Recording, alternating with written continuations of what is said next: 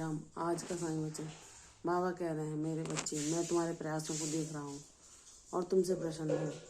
तुम जितनी भी प्रयास कर रहे हो तो तुम्हें उसमें सफलता अवश्य मिलेगी। बस तुम दृढ़पूर्वक एक जगह अपने विश्वास को दृढ़ करके वहीं पर लगातार प्रयास करते रहो और नाम जाप करते रहो, ध्यान लगाओ, ताकि तुम अपने मन पर नियंत्रण पा सको। यह मन ही है जो तुम्हें सुख दुख की अनुभूति कराता है और तुम्हें इधर उधर भटकाता है, और भटकाव के साथ ही तुम्हें तुम्हारे लक्ष्य से दूर ले जाना चाहता है ताकि तुम दुख और निराशा प्राप्त करो। तो मेरे बच्चे,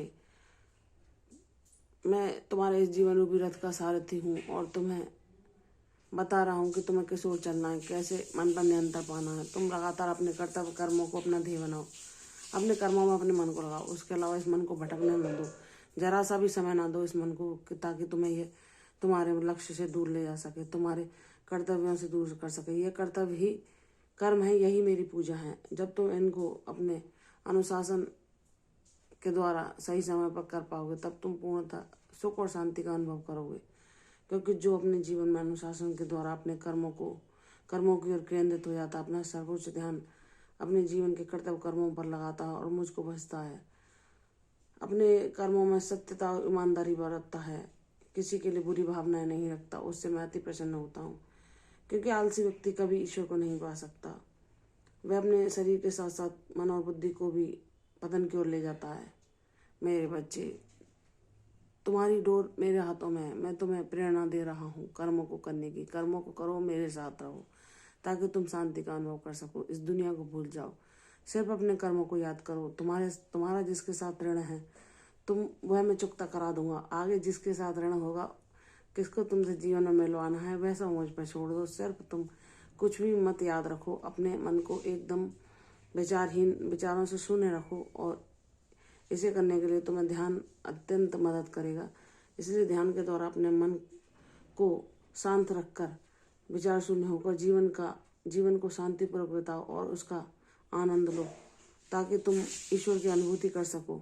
अपने कर्तव्यों के प्रति भी सजग रहो, कभी भी आलस्य न करो, क्योंकि यह आलस्य ही मनुष्य का दुश्मन है, जो उसे कर्म न करके ईश्वर से दूर करता है। उसकी आत्मा शरीर सबका पतन कर देता है और उसके उद्देश्य से उसे दूर ले जाता है और उसके जीवन को व्यर्थ कर देता है।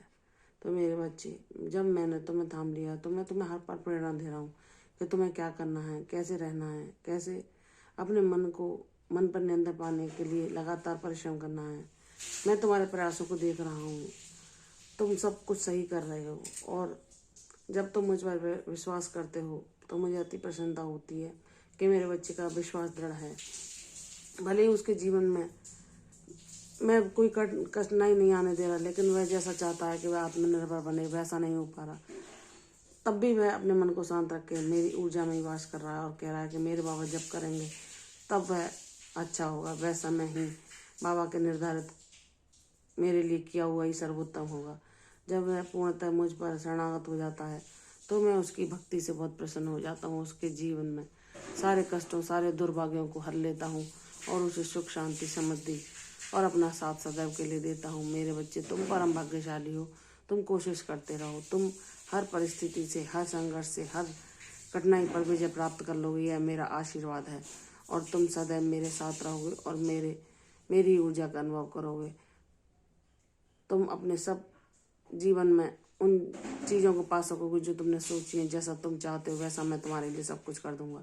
बस तुम मेरे दिखाए मार्ग पर चलते रहो। यह कठिन है, लेकिन मेरी कृपा के द्वारा तुम इस पर आसानी से चलकर मुझे प्राप्त कर सकोगे। मेरे बच्चे, प्रसन्न रहो, मैं तुम्हारे साथ हूँ, सदैव तुम्हारी रक्षा कर रहा हूँ और तुम्हारी सब आवश्यकताओं को पूरा करता हूँ, और कभी तुम पर कोई विपत्ति नहीं आने देता, और तुम्हारे जीवन से सारे संघर्षों और दुखों को मैं शीघ्र ही समाप्त कर दूंगा और तुम्हें सदैव के लिए अपना शाश्वत साथ प्रदान करूंगा।